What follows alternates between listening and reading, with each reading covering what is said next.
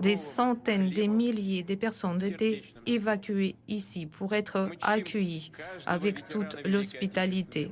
Nous honorons chaque ancien combattant de la Grande Guerre patriotique. Nous nous inclinons devant la mémoire de tous ceux qui ont donné leur vie pour la grande victoire, devant la mémoire des fils, des filles, des pères, des mères, des grands-pères, des arrière-grands-pères, des maris, des femmes, des frères, des sœurs, de tous les membres de la famille, des amis.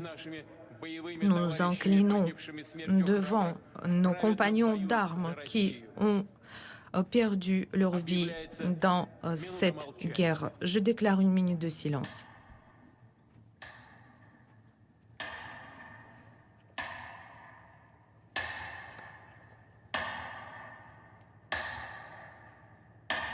Cette minute de silence qui est donc demandée par Vladimir Poutine à la mémoire de ceux qui ont donné leur vie au moment de la guerre de 39-45.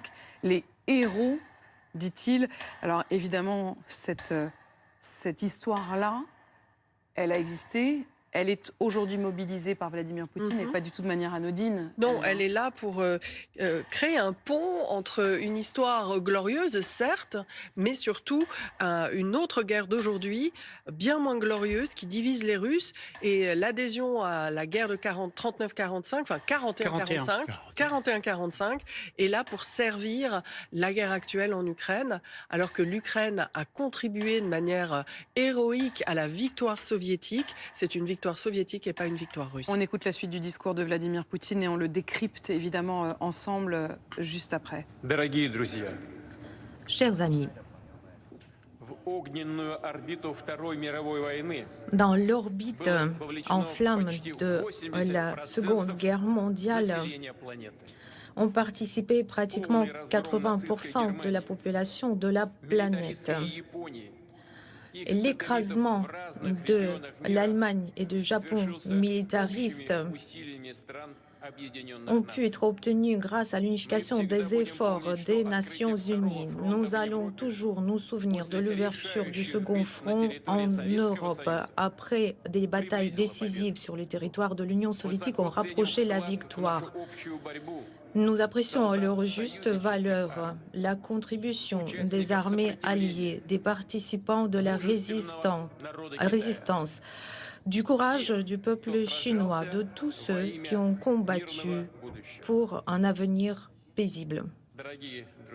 Chers amis, nous allons toujours nous comparer aux anciens combattants, suivre leur exemple, de leur amour de la patrie, leur volonté de défendre leur maison, les valeurs d'humanisme et de la justice.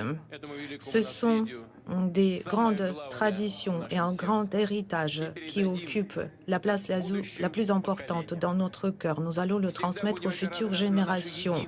Nous allons toujours nous appuyer sur notre unité sur le plan militaire comme dans la vie de la paix, dans nos objectifs stratégiques, dans les décisions pour glorifier la Russie. Gloire au peuple vainqueur. Je vous félicite avec le grand jour de la victoire. Hourra!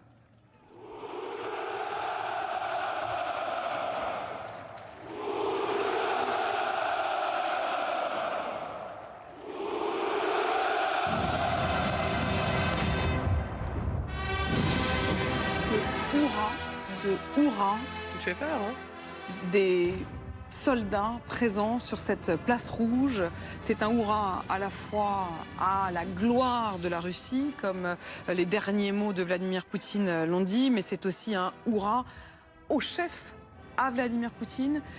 C'est une mise en scène, bien sûr, et il faut comprendre que ce discours à la gloire des héros de 45, c'est aussi, et on le sent à demi-mot à la fin du discours de Vladimir Poutine, lorsqu'il dit « c'est notre grande tradition, c'est notre grand héritage, nous la transmettrons, nous allons nous appuyer sur cette force militaire, sur cette unité, dans nos objectifs stratégiques pour glorifier la grande Russie. C'est ça qu'on doit entendre.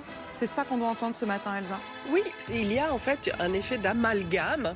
Cette victoire de 45, appropriée par la Russie alors qu'elle fut celle de l'armée soviétique et du peuple soviétique, elle devient la victoire à venir de la Russie actuelle et elle confère toute sa justesse, le côté du bien, où était alors l'armée soviétique, à la guerre actuelle en Ukraine. C'était extrêmement impressionnant et ça se veut comme tel. C'est évidemment l'objectif.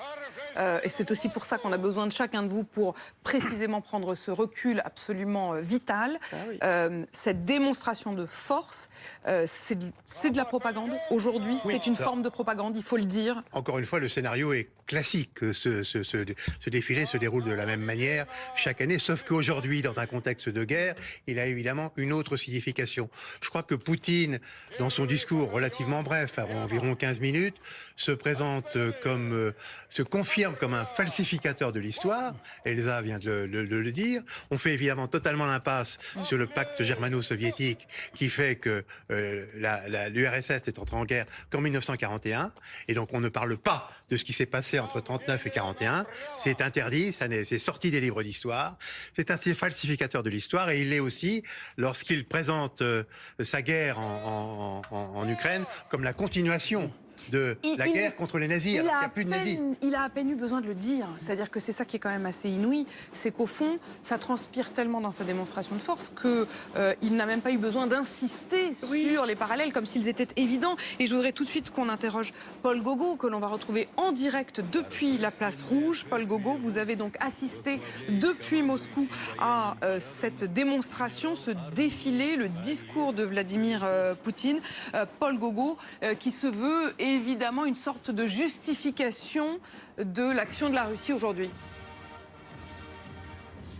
Oui, exactement. C'est toujours en fait passionnant à écouter ce genre de discours parce que en quelques minutes, vous avez le résumé de toute la rhétorique du Kremlin qui sert à justifier notamment la guerre en Ukraine en ce moment. Oui, il y a des termes que j'ai retenus. Déjà, nous sommes héritiers des vainqueurs. Ça, c'est un lien direct qui est fait entre la Seconde Guerre mondiale et la guerre en Ukraine. Parce que c'est à ça que Vladimir Poutine travaille depuis quelques jours. C'est à ça que servent ces commémorations du 9 mai, faire un lien entre les deux guerres pour mobiliser la population. Parce que cette population, aujourd'hui, il faut bien le comprendre en Russie, il y a beaucoup d'émotions. Quasiment tous les Russes ont perdu des proches pendant la Seconde Guerre mondiale. Donc c'est une journée très particulière et sincèrement triste pour les Russes. Et donc le Kremlin, aujourd'hui, utilise sa parade militaire pour s'appuyer sur cette émotion et créer un lien avec cette guerre en Ukraine. Et puis, bien sûr, il y a cette liste, finalement, des raisons pour lesquelles le président aurait, selon lui, bien sûr, sa rhétorique, envoyer des armes en Ukraine, protéger le territoire, la culture, les valeurs traditionnelles. Ça correspond à ce qu'on entend, à ce qu'on voit depuis quelques années avec un président russe qui considère désormais, après avoir combattu l'OTAN en Ukraine, après avoir combattu les néo-nazis ukrainiens, finalement il considère qu'il combat aujourd'hui les LGBT en Ukraine. Ça peut paraître étrange de dire ça comme ça, mais c'est vraiment le discours au quotidien de Vladimir Poutine. C'est pour ça qu'il a utilisé ce terme des valeurs traditionnelles à protéger dans le Donbass. Ensuite, il y a la déformation de la vérité. Ça, c'est très important parce que ça fait un lien avec la visite du président chinois à Moscou. Les deux présidents ont décidé de se mettre d'accord, de discuter ensemble d'une seule et même vision de la Seconde Guerre, de l'histoire de la Seconde Guerre mondiale. Et cette vision, elle est totalement réécrite. Et ce 9 mai aujourd'hui, c'est finalement la journée de la réécriture de l'histoire. C'est la piqûre annuelle pour les Russes, pour la population russe, du patriotisme, du nationalisme, mais aussi de cette réécriture de l'histoire. Réécriture de l'histoire, vous l'avez bien compris, dans laquelle la Russie et les soviétiques de manière générale ont eu le rôle le plus important, voire quasiment le seul rôle déterminant durant cette Seconde Guerre mondiale. Donc c'est en ça que ce défilé est important. Et puis je terminerai sur ces mots que Vladimir Poutine a utilisés. La vérité, la justice sont de notre côté. Et ça, ce sont quasiment des slogans pour l'armée russe aujourd'hui. Considérer que la vérité, elle est en Russie et elle n'est pas en Occident.